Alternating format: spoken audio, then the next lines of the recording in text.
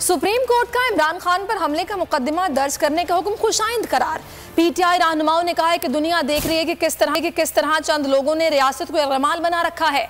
Supreme court को धोखा नहीं दिया जा सकता, मुकदमा दर्ज होगा।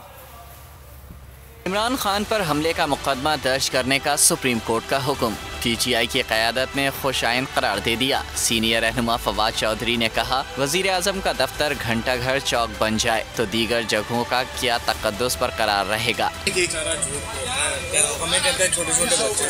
फयाजुल हसन चौहान ने कहा, सुप्रीम कोर्ट ने अच्छा फैसला दिया है लेकिन एहतजाज जारी रहेगा। हमारी ये तहरीक उस वक्त तक जारी रहेगी जब तक पाकिस्तान के अंदर फौरी, फ्री और फ्रेश इलेक्शन की अनाउंसमेंट नहीं होती। फारूक हबीब का कहना था, पाकिस्तान के 22 करोड़ अवाम इमरान खान के साथ हैं, वहीं से मार्च शुरू होगा, पूरा प्लान तरतीब दे दिया है। इमरान इस्माइल का कहना था, सुप्रीम कोर्ट का फैसला खुशाइंद है, मुकदमे की ताखीर से पूरी दुनिया में मजाक उड़ रहा है। आईजी पंजाब दबाव से निकलेंगे या ऑफिस से निकलेंगे, सुप्रीम कोर्ट को धोखा नहीं दिया जा सकता।